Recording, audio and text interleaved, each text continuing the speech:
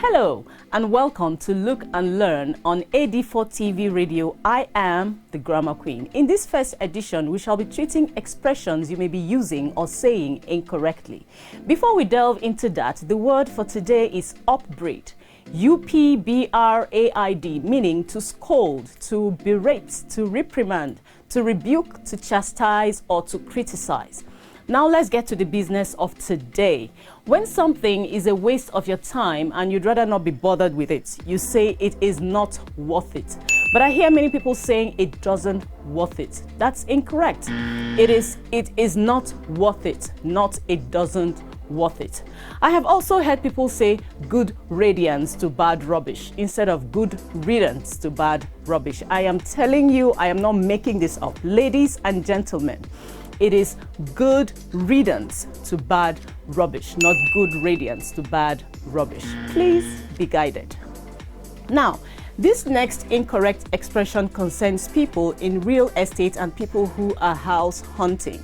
A one-bedroom apartment is an apartment with distinct separated spaces for a bedroom, a kitchen, a bathroom, and a living room, or a parlor like we say in the Nigerian parlance. It is different from a studio apartment, which is simply one large space that is used as a living room, a bedroom, and a kitchen, and of course, a distinct space as a bathroom.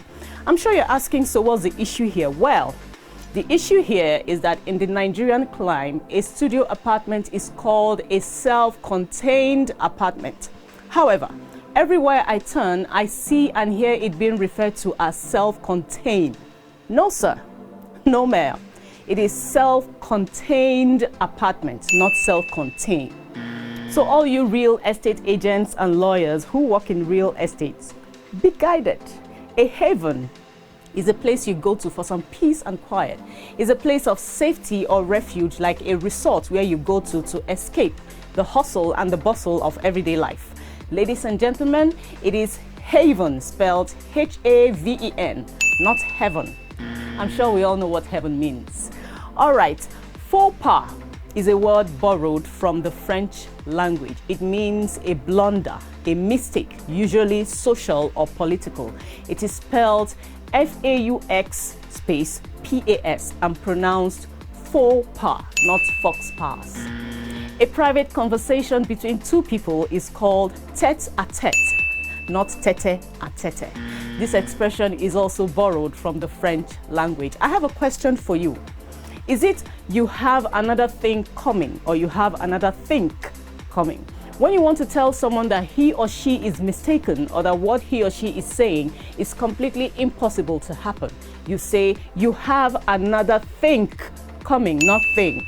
In a nutshell, it simply means think again or no way. Also, it is first come, first served, not first come, first served. To doubly check, it is first to come and first to be served. You surely cannot say first to come and first to be served. No. Now, this will be all for this edition. Until I see you again, remember to always speak right and write right. Bye. Welcome again to Look and Learn on AD4 TV Radio. I am the Grammar Queen. The word for today is niggardly, spelled N-I-G-G-A-R-D-L-Y, and it means stingy. Another word for it is tight-fisted or miserly. In the last edition, we treated some English words and expressions that we may have been saying the wrong way. In today's edition, we'll be looking at the etymology of some English expressions. Etymology means the history or the origin of words and expressions. The rains are here, and on some days it will rain so much we will say it rained cats and dogs. Have you ever wondered how that expression came to be? I'll tell you. In the 17th century, when the Anglo-Saxons lived in thatch roof houses, their cats and dogs used to take up residence in the thatch roofs. Whenever it rained heavily and the rain water washed the animals down and away, it was said that it rained cats and dogs. In other words, if the rain did not wash the animals down and away, then the rain wasn't heavy. Now, Stockholm Syndrome is when a captive sympathizes and identifies closely with his or her captor or oppressor. It originated from a bank robbery in Stockholm in 1973, when bank staff who were held captive in the vault for 6 days stated that they trusted the robbers wholly, but feared that that day the bank staff will die if the police attacked the building. So they were more emotionally attuned to the robbers than let the police rescue them. An august visitor is an important person, a distinguished royalty. The expression august visitor is used to refer to an influential person who comes or visits either expectedly or unexpectedly and is feted lavishly. How did this originate? August is the 6th month in the Roman calendar and was named after the first Roman emperor, Augustus Caesar. Also in Europe, the month of August is the peak of summer and is considered the perfect season for hospitality. A housewarming is a party held to celebrate moving to a new house. The origin of this word goes thus. A long time ago, before the 1800s, when central heating was invented in the Western world, housewarming was a tradition where invited guests gathered in a new house, contributing firewood to burn in the fireplace and warm the house up. It was a way of contributing firewood to the house owner for his or her fireplace.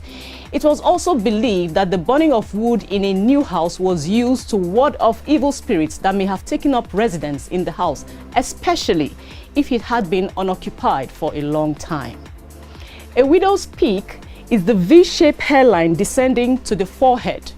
This generic trait is prominent in men and originated from an English folklore that tells that that kind of hairline on a woman signifies a woman who will be widowed early.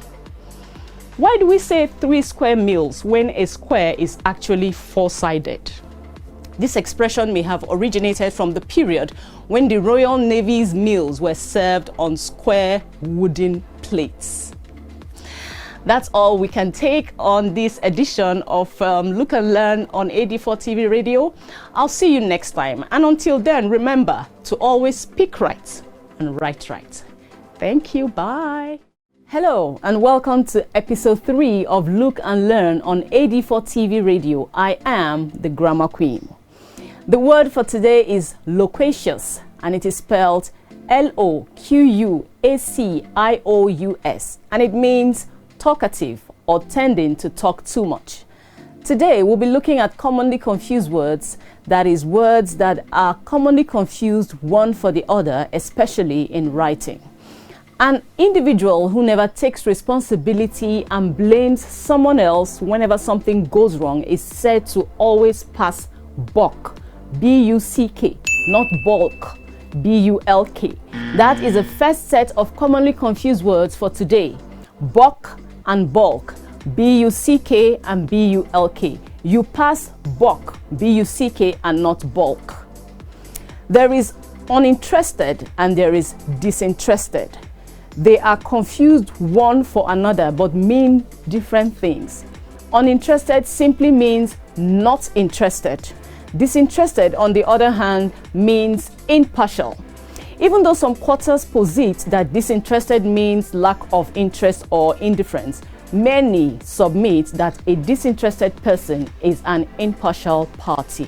When I'm having fun doing something, or when I'm doing very well at what I love doing, like bringing you this edition of Look and Learn on AD4 TV Radio, I will say I am on a roll, R-O-L-L, not R-O-L-E.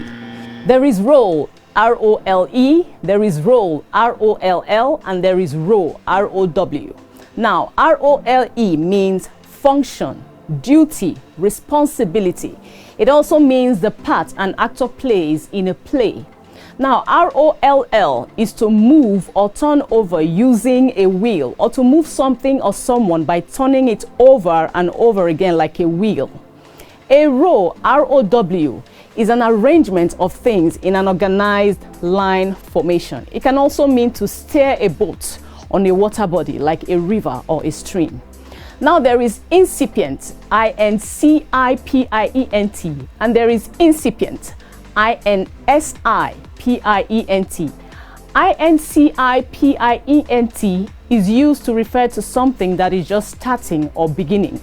It means new. It means budding or nascent. Insipient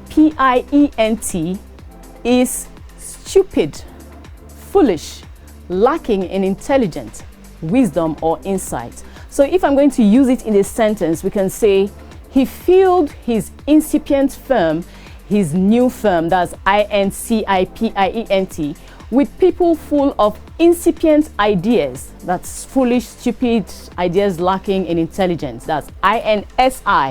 It is important to know the difference so we don't mix them up, especially when we're writing. Now there is sit, S-E-A-T, it's a noun. And there is sit, S-I-T, that's a verb. So sit down, S-E-A-T, down is incorrect, but sit down, S-I-T, down is correct. I will carry the sit is correct, that is S-E-A-T, while I will carry the sit, S-I-T, is incorrect. So another word for S-E-A-T is cheer, for instance. Now let's look at corporate, C-O-R-P-O-R-A-T-E, and cooperate, C-O-O-P-E-R-A-T-E. Corporate has to do with officialdom, or a business, or a company, or having to do with a place of work or business. Cooperate, on the other hand, means to collaborate, to work together, to agree to do things together. So if we're going to make a sentence with both of them, we can say, we are going to cooperate to work out an explanation for the executives at AD4 TV Radio corporate headquarters. Exalt, E-X-A-L-T, means to praise. And there is exult, E-X-U-L-T, that means to rejoice. In a sentence, we can say, I will exalt his name. E-X-A-L-T means I will praise his name while I exult over my promotion. E-X-U-L-T, while I rejoice over my promotion. This is very important to note so that when we're writing, we don't get them mixed up. Now there is regal and regale. Regal pertains to royalty, and it is spelled R-E-G-A-L. It means grand and stately.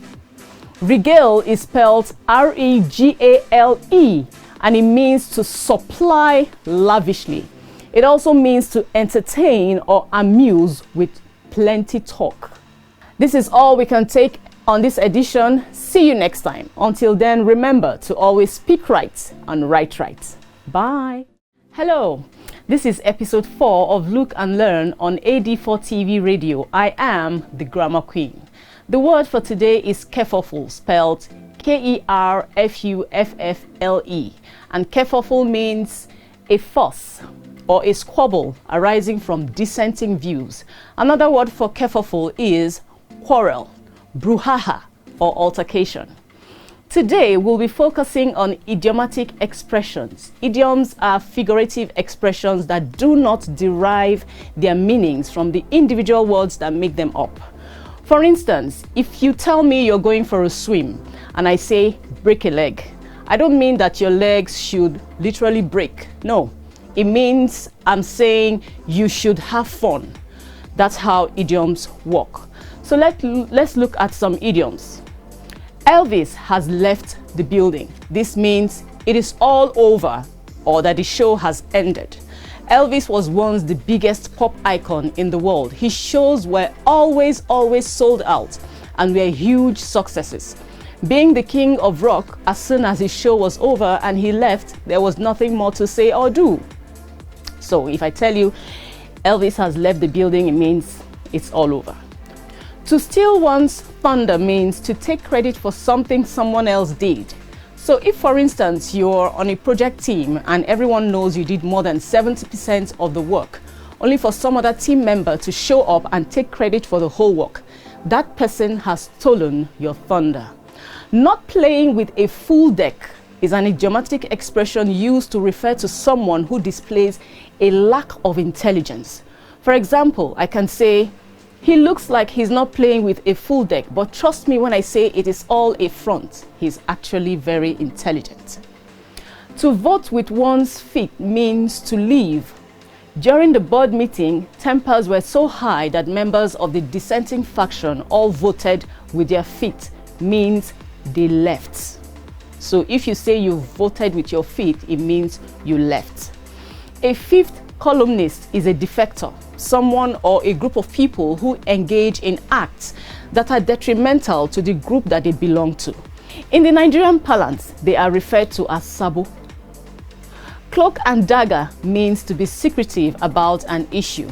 Being cloak and dagger means being characterized by mystery or intrigue. In a sentence, we can say, why is she all cloak and dagger about this project? We all know about the intricacies of it, so what's with her attitude? Now that's all we can take on this edition. I will see you in the next episode, and until then, remember to speak right and write right. Bye. Hello there. Welcome to Look and Learn on AD4 TV Radio. I am the Grammar Queen. In today's edition, we shall be continuing with episode 3's commonly confused words. But before that, the word for today is toothsome, and it means of food, very tasty, and of a person good looking and attractive. Now to our commonly confused words for today. We have ITS and IT''S. It's. This is a big conflicting issue for many people. Now listen up. It is used to show possession, like when you say the cat bit its tail. It is ITS, not IT''S. IT''S is a contraction of it is. So rather than say it is a pen, you say it's a pen. Next is SHEER, shear, and SHEAR, shear. There's also SHARE, share. SHEER means simply, pure, nothing other than. It is different from SHEAR, which means cutting wool off the body of animals, especially a lamb or a sheep.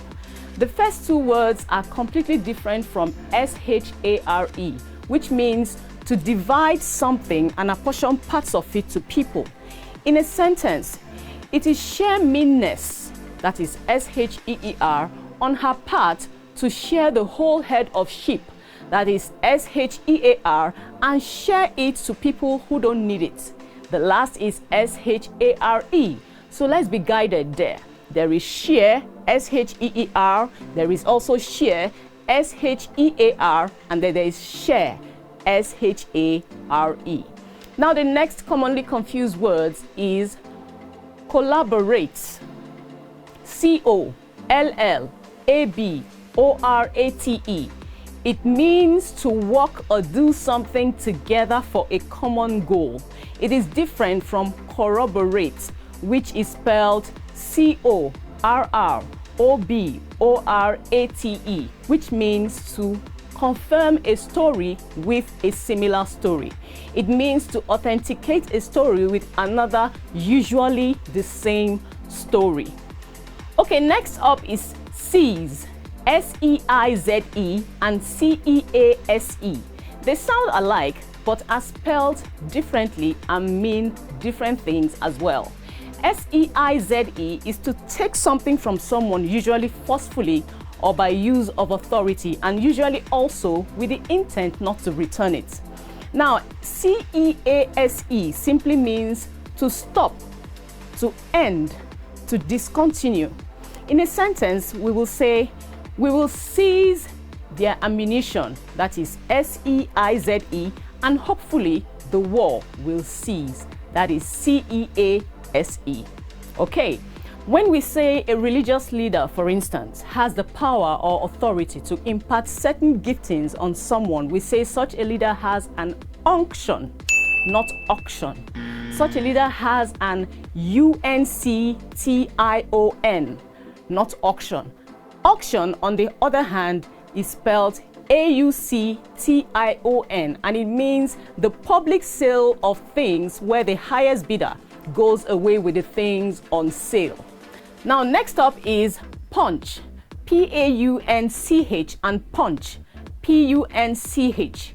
PAUNCH is a man's big protruding belly, usually arising from ingesting too much beer.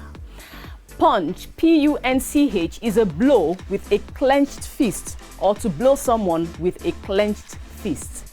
So if I have to use it in a sentence, I can say the police officer with a massive punch, P-A-U-N-C-H, gave the politician a hard punch, P-U-N-C-H, in the face. The punch, P-U-N-C-H, sent the politician flying into a nearby seat. Now, that is all we can take for today on episode 5. I will see you next time. And until then, remember to speak right and write right. Thank you. Bye. Welcome to episode 6 of Look and Learn on AD4 TV Radio. I am the Grammar Queen. Today, we will treat pronunciations. First off, the words for today are renege and resile. Renege is spelled R-E-N-E-G-E and resile R-E-S-I-L-E. They both mean going against a prior contract or agreement. So if you have someone that you have an agreement with who goes against it, that person has either reneged or resiled. Now to our pronunciation drills. We have pronounce, P-R-O-N-O-U-N-C-E. We have pronounced, P-R-O-N-O-U-N-C-E-D. And pronouncing, P-R-O-N-O-U-N-C-I-N-G. But I need you to know that it is pronunciation, not pronunciation. So the spelling is not P-R-O-N-O-U-N-C-I-A-T-I-O-N. No, it is pronunciation, P-R-O-N-U-N-C-I-A-T-I-O-N. So be guided there. Now the word D-E-C-A-D-E is pronounced decade, not decade. Please note, D-E-C-A-D-E is pronounced decade, not decade. Now, S-T-A-T-U-S is status, not status or status. Please be guided. Status for S-T-A-T-U-S. The app we all use, spelled W-H-A-T-S-A-P-P, is WhatsApp or WhatsApp, not WhatsApp or WhatsApp. So please be guided. It is WhatsApp or WhatsApp, not WhatsApp or WhatsApp. The next is M-U-S-I-C, which is music. But M-U-S-I-C-A-N is not musician, it is musician. Where are the tailors, the dressmakers, and the fashion designers? Those tiny glittering discs that you attach on fabrics to make them shimmer and shine are called sequins, not sequins. So all you people who make dresses, or all you people who take fabrics to tailors to make dresses for you, it is sequins, not sequins. Sequins is spelled S-E-Q-U-I-N-S. Please be guided. H-A-V-E-N is pronounced haven. It is different from H-E-A-V-E-N, which is pronounced heaven. There is S-U-P-P-E-R, pronounced supper. This is the meal eaten at night or in the evening. Supper is different from S-U-P-E-R, super, which means good, fantastic, amazing, great, or strong. That is all we have for you today on episode 6. I'll see you next time. And until then, remember to always speak right and write right. Hello and welcome to episode 7 of Look and Learn on AD4 TV Radio. I am the Grammar Queen. The word for today is misogynist. M-I-S-O-G-Y-N-I-S-T. It means a person, usually a man, who hates or detests women. Its opposite is misandrist. M-I-S-A-N-D-R-I-S-T, which means a person, usually a woman, who hates men. Today, we have a potpourri of sorts for you. We shall be treating different things. But before we commence, I have a teaser quiz for us. Number 1, what is the meaning of the word loquacious and how is it spelled? The word is loquacious. What is its meaning and its spelling? I have a second teaser question for you and it goes thus. If saying first come, first serve is wrong, what is the correct way of saying it? We will come back to the answer to these questions at the end of this episode. Okay, to the business of today. Are you conflicted over the meaning of epidemic and pandemic? Worry not, I'll let you know. An epidemic is a disease that has spread rapidly over a particular region. As for pandemic, it means an epidemic that affects a whole country or the whole world. So like we have the coronavirus at this time, it is a pandemic because it has the whole world by the jugular. There is discuss, D-I-S-C-U-S-S, and there is discourse, D-I-S-C-O-U-R-S-E. Discuss, D-I-S-C-U-S-S, is a verb word meaning to talk about something. Another word for it is converse. Discourse, D-I-S-C-O-U-R-S-E, is a word under the noun part of speech that means a formal talk or debate or conversation or discussion. I hear many people say, "I will beat you mercilessly," when they want to beat up someone who has annoyed them or put them in a foul mood. Sir, ma'am, despite your foul mood, that is not the way to say it. It is, "I will beat you mercilessly." That is, without mercy. So it is, "I will beat you mercilessly," not mercilessly. Please be guided. Now, talking about foul, there is F-O-U-L, foul, and there is F-O-W-L, foul. They sound alike, yes, but they are spelled differently and they also mean different things. F-O-U-L, foul, means nasty, wicked, immoral, offensive to the senses, and outrightly disgusting. Fowl, F-O-W-L, on the other hand, is simply another word for chicken or an animal in the bird category. That's all for now, but before we go, let's give you the answers to our teaser questions. Loquacious is spelled L-O-Q-U-A-C-I-O-U-S, and it is not first come, first served. It is first come, first served. Before I go, remember to always speak right and write right. I'll see you next time. Bye. Hello and welcome to episode 8 of Look and Learn on AD4 TV Radio. I am the Grammar Queen. The word for today is munificence. It is spelled M-U-N-I-F-I-C-E-N-C, and it means extreme or abundant generosity. In a sentence, I can say, "We were humbled by his munificence," meaning his abundant generosity humbled us. In episode 2, we treated the etymology of some English words and expressions, and I remember telling us that etymology means the history or the origin of words and expressions. This first expression will interest people who love fashion and clothes. I am talking about polka dots. Have you ever wondered about these two words? In the medieval period, that is between the 5th and the 15th centuries, the polka dot was a taboo because its dots connoted the rashes of the smallpox. However, in other climes, like in some parts of Africa, the polka dot is a symbol of male potency and virility. To the 19th century Bohemians, the polka dot meant something light and pleasant, like their small, cheerful dance steps named polka. History is beautiful, yeah? Absolutely. To kick the bucket means simply to die, especially when sentenced to death by hanging or suicide by hanging. The person mounts a bucket to put his head in the noose hanging from the ceiling, after which the bucket is kicked away, either by him or, in the case of being sentenced to death by hanging, by the executioner. This act of kicking the bucket away cuts airflow from the trachea and the person dies. That's how kick the bucket came about. When you say you have to bite the bullet, it means you have to perform an unpleasant act or endure a painful situation. Oh yes, back then surgeries were carried out without anesthesia, so patients had to bite on bullets to endure the pain. Wow. When I have an important task to perform, I am always armed to the teeth to ensure it is a success. To be armed to the teeth is used to refer to a warrior who is so ready for war that he carries more than enough weapons and has to even hold some of the weapons between his teeth. That is all for episode 8, but before we go, I have one tidbit for us. How do you use the words fewer and less?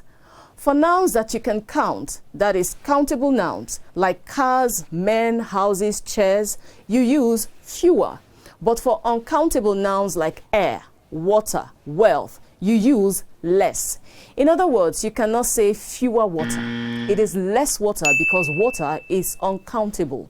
We also cannot say less girls or less pens. It is fewer girls or fewer pens, and so on and so forth. I'll see you in the next episode. Until then, remember, you must always speak right and write right. Bye. Hi, and welcome to episode 9 of Look and Learn on AD4 TV Radio. I am the Grammar Queen. Today, we will be treating words and their meanings. Are you ready with your notepads and pens? The first word for today is slay, S-L-A-Y, and it means to kill, usually in a violent manner. So all the ladies who call themselves slay queens and slay mamas, I have a question. Who are you killing? Staid is spelled S-T-A-I-D, and it means quiet, serious, boring, unadventurous, uninteresting, lacking in excitement. The next word is adamantine, and it has as its spelling A-D-A-M-A-N-T-I-N-E. It means not easily broken. When it has to do with a person, adamantine is used to refer to someone whose resolve is usually not easily shaken. It is derived from the word adamant, which itself means insistent, unshakable. So let's use these words in a sentence. I can say, she has a staid sense of dressing because she always wears dark colors and dowdy flat shoes. However, in the political circle, she is known as an adamantine leader who does not budge in her resolve to educate the girl child. Do you know of anyone who is very hairy on the face and on the body? Such a person is hirsute or a hirsute person. Hirsute is spelled H-I-R-S-U-T-E. The late Kenny Rogers, for instance, is a hirsute person. We knew him as a man who was hairy on the face. Another person who is very hirsute is the veteran actor Pete Edochie. Insouciance is a noun word meaning indifference or showing lack of interest. The spelling of this word is I-N-S-O-U-C-I-A-N-C-E. Its adjectival form is insouciant. Now we can use these words in a sentence. Let's see. The very hirsute investor went to the factory yesterday, and the insouciance of the front desk officer made him change his mind. She was outrightly insouciant to him. Another word for beauty, especially the beauty of a woman, is pulchritude, P-U-L-C-H-R-I-T-U-D-E. Episode 9 ends here. See you next time. Until then, remember to always speak right and write right. Ciao. Hello and welcome to episode 10 of Look and Learn on AD4 TV Radio. I am the Grammar Queen. AD4 TV Radio is a media house par excellence. Now, what this means is that as far as the media industry is concerned, AD4 TV Radio is numero uno, number one. Now that that has been established, please note that par excellence is borrowed from the French language, and it is spelled P-A-R space E-X-C-E-L-L-E-N-C-E, not P-E-R. E-X-C-E-L-L-E-N-C-E. And it is pronounced par excellence, not par excellence. That is the word for today, par excellence. We shall be continuing with commonly confused words from where we left off in episode 5. I do not have an American accent, neither is my accent British. What I have is a Nigerian accent. Accent is a way of pronouncing that is peculiar to a particular region, country, or a class of people. It is spelled A-C-C-E-N-T and is different from assent and assent. Assent, A-S-S-E-N-T, means approval or agreement. It also means to agree or give approval. So let's back up a bit. Accent, A-C-C-E-N-T, is different from assent, spelled A-S-S-E-N-T. Both of them are different from ascent, which means an upward climb or movement. Ascent is A-S-C-E-N-T. Now let's make a sentence with all three of them. We need him to use his foreign accent, A-C-C-E-N-T, to assent, A-S-S-E-N-T, to our proposal. Do you think he will give his assent, A-S-S-E-N-T, to this as we make an assent, A-S-C-E-N-T? There is unkept and there is unkempt. Unkept, U-N-K-E-P-T, means of a place, untidy, and of a promise, for instance, not fulfilled. Unkempt, on the other hand, is spelled U-N-K-E-M-P-T and also means untidy, but this time of a person's appearance, especially the hair. Remember, we always make sentences to drive home the meaning of words and expressions. So we'll go. Did you notice that the unkept appointment was to hold in that unkept room full of all those unkempt executives? When, as a man, you see a girl and you like her and you want to talk to her with the intent of being more than just friends with her, you walk up to her and you chat her up. In the Nigerian manner of speaking, chat up is equal to toasting and is different from chat with. So if you intend to have a conversation with someone about something, let's say work, business, or anything at all, you chat with the person, not chat up. So you can say, I need to chat with her to ascertain the status of the project, not I need to chat her up to ascertain the status of the project. Please know the difference and be guided. If I ask you to think long and hard about a knotty situation and find a solution, I will ask you to rack your brain, W-R-A-C-K, not R-A-C-K. So you W-R-A-C-K your brain, not R-A-C-K. Be guided, sir. Be guided, ma'am. A prophecy is a noun word meaning the prediction of future events, while to prophesy means to tell of things to come or things that are about to happen. Prophecy is spelled P-R-O-P-H-E-C-Y, while prophesy is P-R-O-P-H-E-S-Y. Prophesy is a verb. I have makeup on my face, as you can see today. That makeup is spelled M-A-K-E-U-P as one word, and refers to something that is used to enhance the look or appearance of another thing. Makeup as two separate words spelled M-A-K-E space U-P means to complete, to make whole, or to compensate. It also means to settle or make peace after a quarrel or a dispute. Now there is makeup as one word, but with a hyphen in between make and up. This is a compound adjective used to qualify or further describe a noun. Now let's get into sentence mode. She will wear makeup, M-A-K-E-U-P, one word, to make up, M-A-K-E space U-P, for the time she was not punctual for the makeup meeting, M-A-K-E hyphen U-P. We'll take more on commonly confused words in the next episode. But till then, continue to speak right and write right. Bye. Hi, this is episode 11 of Look and Learn on AD4 TV Radio. I am the Grammar Queen.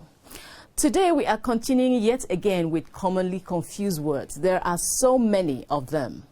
But before we start, let's have a quiz, yeah? Who is ready? How are the following words spelled and what do they mean? Resile, hirsute, stayed, and insouciance. I'll take that again. Resile, hirsute, stayed, and insouciance. These are words we have treated before, and I'd like to know if you have been paying attention. So get your answers ready. Right, so to our commonly confused words. Corpse, C-O-R-P-S-E, is the dead body of a human being.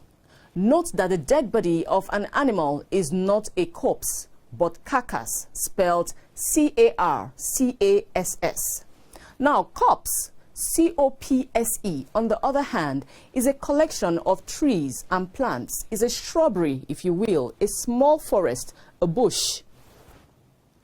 Death, D-E-A-T-H, is the cessation or end of life, while dearth means lack of or scarcity of something. To formally request for a thing, whether in spoken or written form, is to bid for such a thing. Bid, B-I-D, is different from bide, B-I-D-E. B-I-D-E means to wait, to stay, to dwell in a place, usually calmly and patiently. There is a very thin line between the words broaden and widen. Broaden can be used both figuratively and literally. Figuratively, it means to change or enhance the perception or mindset through experience or contact. Literally, broaden means to increase the width of something like the shoulders or a stretch of road. Widen is used more literally and for things physical, like widen the road. Might, M-I-G-H-T, is a noun that means great power, energy, or strength. As a verb, it is the past tense of may, M-A-Y, and is used to make polite requests or express possibilities. Might, M-I-G-H-T, is different from M-I-T-E, which is an insect with 4 legs and of the arachnid class. Another meaning of might, M-I-T-E, is a small amount of monetary contribution from a poor person, usually his or her very last dime, giving for or to a good cause. That is all for today, but before we go, let's treat the quiz we had at the beginning. Resile is spelled R-E-S-I-L-E, and it means to go back on or not to keep to an agreement. Hirsute means hairy, and it is spelled H-I-R-S-U-T-E. A hirsute person is a very hairy person. Staid is S-T-A-I-D and means boring, not adventurous, quiet. Insouciance means indifference or lack of interest. The spelling of insouciance is I-N-S-O-U-C-I-A-N-C-E. Till I see you in the next episode, always ensure you speak right and you write right. Bye.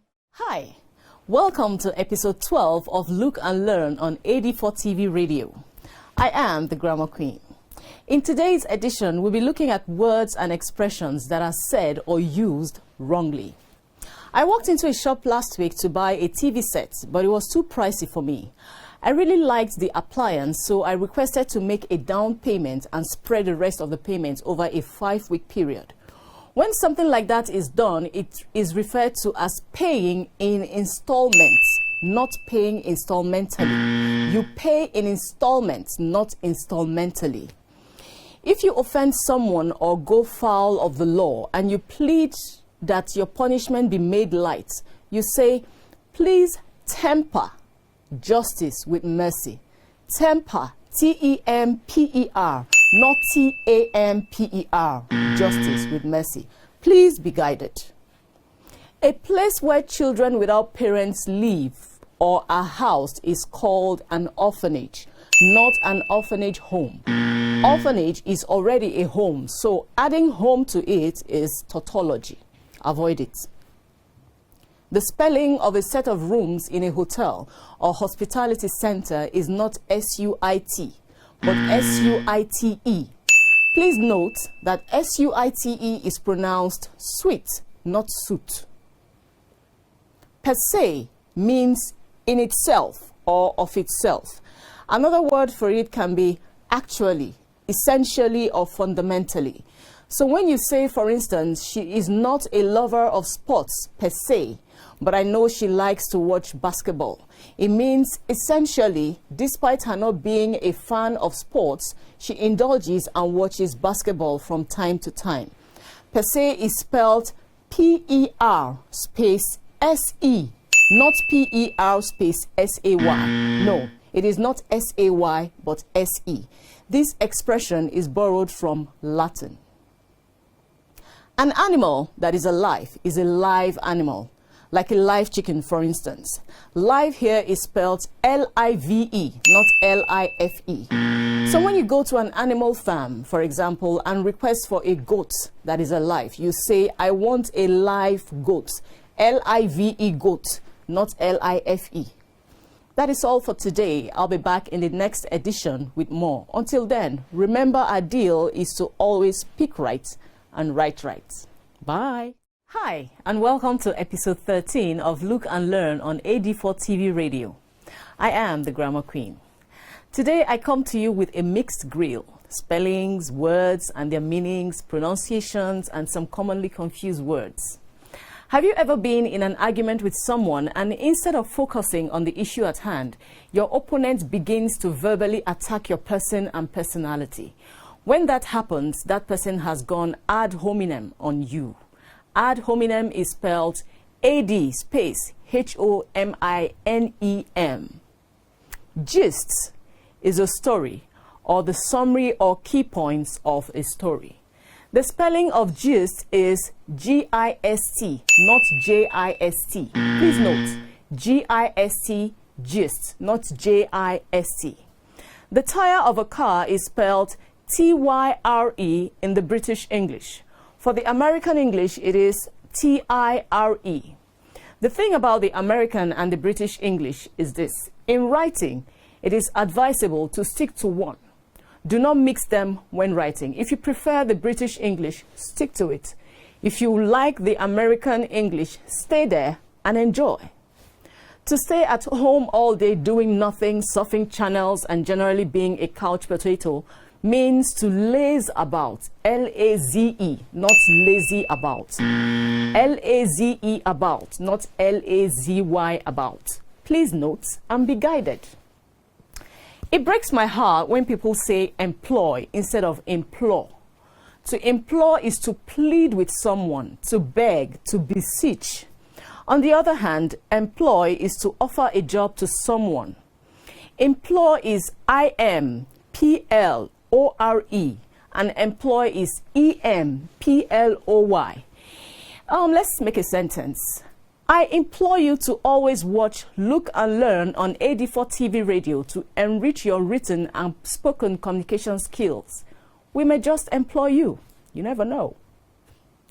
L-I-M-N is pronounced lim, and it means to explain in words or in painting. I can say I like her books because she limbs using poignant words and imageries. The word P-O-I-G-N-A-N-T is pronounced poignant, not poignant. To fawn over someone or something is to overly serve or pay attention to something or someone for material gain or to curry favor. Fawn is F-A-W-N. When I hold a baby in my arms tenderly, it is called a cuddle. Cuddle is C-U-D-D-L-E. And is different from coddle, spelled C-O-D-D-L-E, which means to condone or indulge bad behavior. Example in a sentence, don't coddle him when he misbehaves. Why coddle instead of reprimand? To sharpen or arouse someone's appetite or interest means to whet his or her appetite. Wet here means W-H-E-T and is different from wet, W-E-T, meaning covered or saturated with water or liquid. There is biannual, B-I-A-N-N-U-A-L, which means twice in a year. And there is biennial, meaning once in 2 years.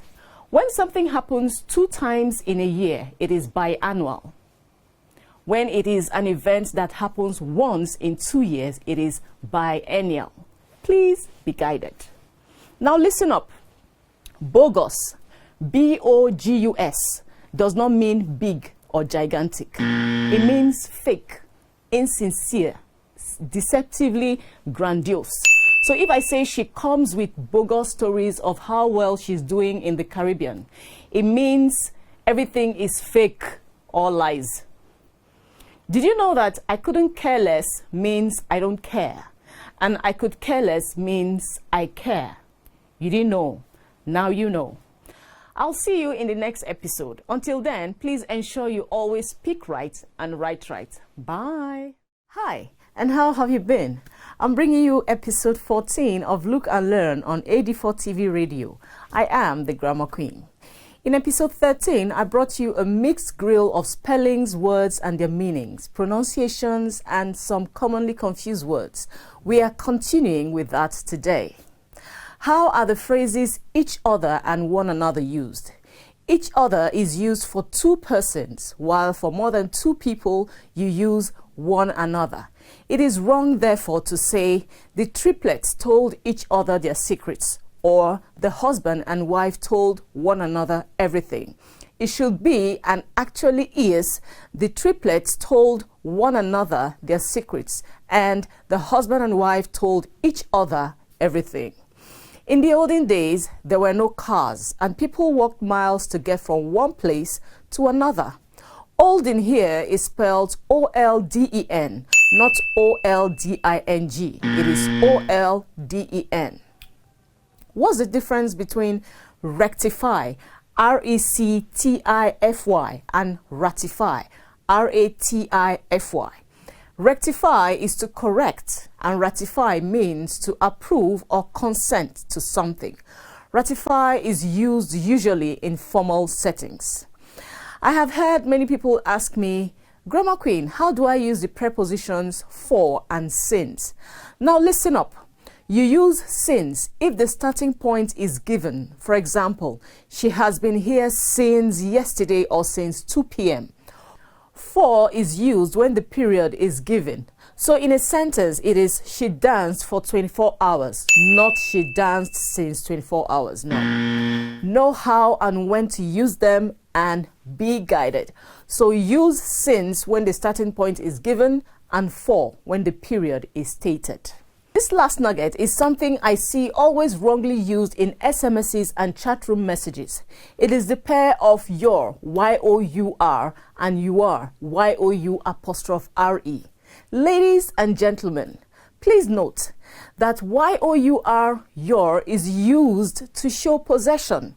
Like when I say your wife, your man, your job, or your money. Y-O-U''R-E is a contraction of you are. So instead of writing Y-O-U-A-R-E in full, you contract it and write Y-O-U''R-E, not Y-O-U-R. Don't get it mixed up, people. Let me take this very last one before I go. I have treated this before and I will treat it again. Just this morning, someone sent me a message asking me to ensure that I do not lose some documents in my custody. The message spelled lose as L-O-O-S-E. Nah, no. When you misplace something, you lose it. L-O-S-E. And it's pronounced lose. Loose means not tight. The spelling is L-O-O-S-E and pronounced loose. I'll see you next time. Till then, always ensure that you speak right and write right. Bye. Hi. This is episode 15 of Look and Learn on AD4 TV Radio. I am the Grammar Queen. The word for today is trips, spelled T-R-A-I-P-S-E. It means to walk wearily and heavily. Another word for trips is trudge. Trudge is spelled T-R-U-D-G-E. Today we'll be treating idioms and what they mean. When someone is making a huge fuss over an insignificant or unimportant issue, he or she is said to be creating a storm in a teacup. To make an omelette, you must break some eggs. This idiomatic expression means that there is a cost to everything that must be done in life. You'll get what you want by being nice. How do you say this using an idiom? To catch more flies, instead of vinegar, use honey. Makes a lot of sense, yeah? Yeah. Fortune favors the bold is a word of counsel given to someone which simply means take risks. Be bold enough to take risks. You never know. A little learning is a dangerous thing. This means a person who does not fully understand something is a risk. Such a person is dangerous. In other words, half-baked education is worse than no education at all, yes? Yes. When you say something has a snowball's chance in hell, it means such a thing has no chance at all. Think about it. Have you ever had a situation where someone tries to bring up an issue that has long been done with? To such a person, you say, do not beat a dead horse. This idiom means, move on, man, this topic is over. Episode 15 is over. Till next time, do not forget to always speak right and write right. Bye. Hi, this is the 16th episode of Look and Learn on AD4 TV Radio. I am the Grammar Queen. Today we shall be looking at words and their pronunciations. But first off, the word for today is Dypsomania, which means an uncontrollable craving for alcoholic liquor.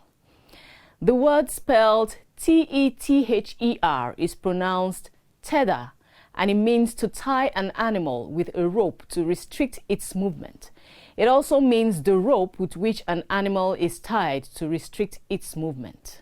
To teeter is to move or balance unsteadily, to sway back and forth, or to waver between different causes or options. Teeter is spelled T-E-E-T-E-R. Children love P-I-Z-Z-A. It is not pizza or pizza. It is pizza. Also, V-E-G-E-T-A-B-L-E is not vegetable. It is vegetable. For those of us who like to eat healthy and absolutely love our salad, the vegetable L-E-T-T-U-C-E is not pronounced lettuce. It is lettuce. S-U-B-T-L-E is not subtle. It is subtle. The B is silent. Subtle means of something difficult to notice or not obvious. When you have a burst pipe at home, you call a plumber, not a plumber. Plumber is spelled P-L-U-M-B-E-R, but in pronouncing it, the B is silent and is also silent in words like C-O-M-B pronounced comb, not comb. T-O-M-B pronounced tomb, not tomb. And T-H-U-M-B pronounced thumb, not thumb. Now, talking about silent words, the letter W is silent in the word S-W-O-R-D. It is pronounced sword. The W is silent, sword, not sword.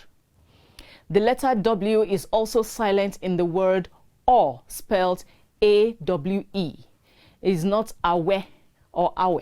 It is awe, A-W-E. Awe refers to reverential respect, mired in fear and wonder. That's all for today. While you look forward to the next amazing episode, continue to speak right and write right. Bye. Hi, this is episode 17 of Look and Learn on AD4 TV Radio. I am the Grammar Queen.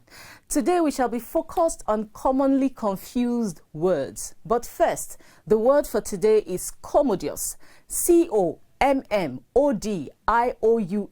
meaning conveniently spacious and roomy. Now, talking about spacious, it is spelled S-P-A-C-I-O-U-S and means having ample space. It is different from S-P-E-C-I-O-U-S, pronounced spacious, which means deceptive. It means of something or someone looking real and authentic, but actually not genuine. So in a sentence, I can say, did you see that spacious young lady in this spacious room? She acts very respectful and all, but she's actually a rude lass. There is the word compliment, C-O-M-P-L-I-M-E-N-T, which can be used both as a verb and as a noun.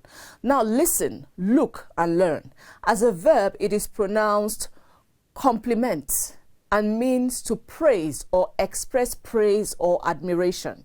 As a noun, it is the act or expression of praise or admiration and is pronounced compliment.